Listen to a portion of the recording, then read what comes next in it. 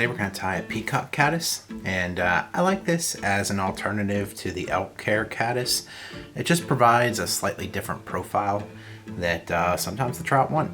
So I'm going to tie this on a size 16 fulling mill 5050 hook, and I'm going to use 18/aught classic wax thread in olive dun.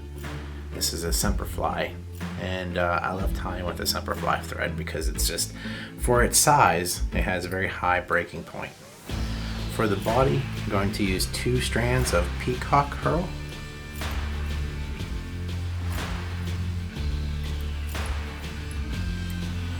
And as I do with most of my peacock bodies, I'm going to use just a touch of Zap-A-Gap right there, just to kind of make it more durable. You don't want one fish sinking a tooth into that peacock herl and ruining your whole fly.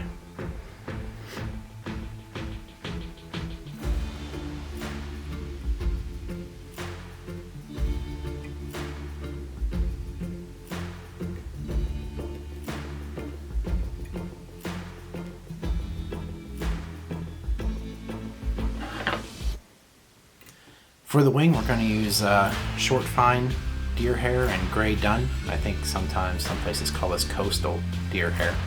I'm going to grab just about a 1/4 pencil in thickness.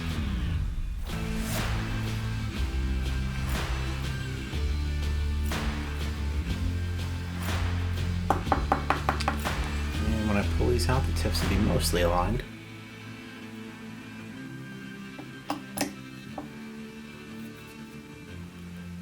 Pull out any longer stray hairs or fuzzies.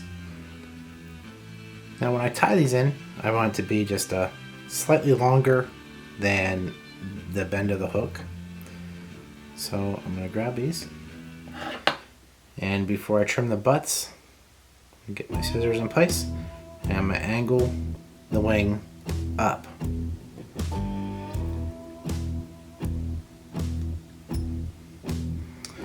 So then when I go to tie them in, these butts are going to be just slightly different lengths, which is going to help me just kind of secure those a little better and allow me to catch the fibers of every hair there.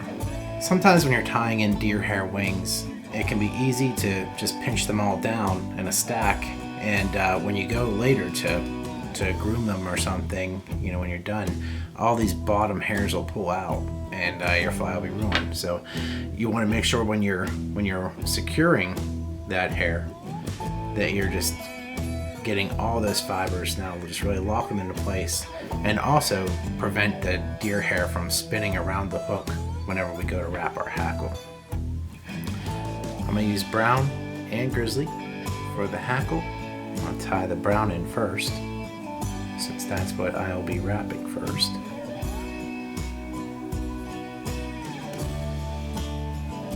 And then I'll tie in the grizzly the same way,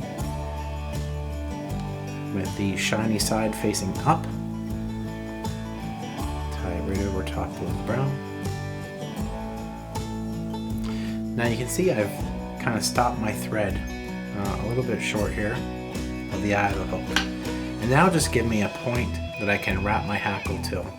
And I want to leave a little space there beyond the eye, behind the eye, because it can be really easy when you're using a lot of materials, such as 2 different feathers for wrapping a hackle, to crowd that eye of the hook. Not only will that make it hard to finish the fly, but also later when you're on the water, it's going to make it a lot harder to put your tippet through that eye of the hook. So I like to leave just a little space there.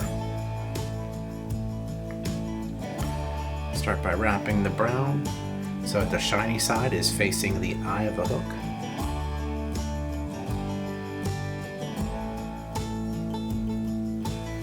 I'm just making about 3 wraps or so.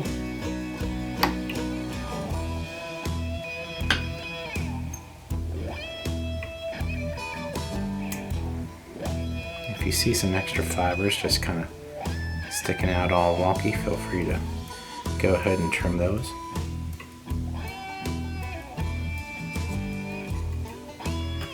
Alright, next we're going to wrap our grizzly hackle the same way. shiny side facing toward the front.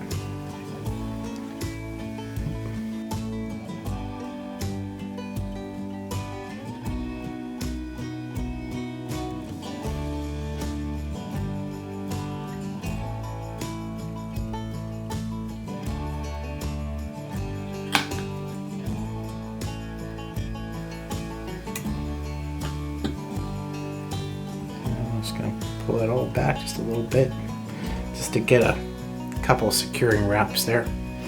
And I'm gonna go ahead and put one little half hitch in there, just to kind of hold everything in place while I get my whip finisher. Just do a 3-turn whip finish and we're done.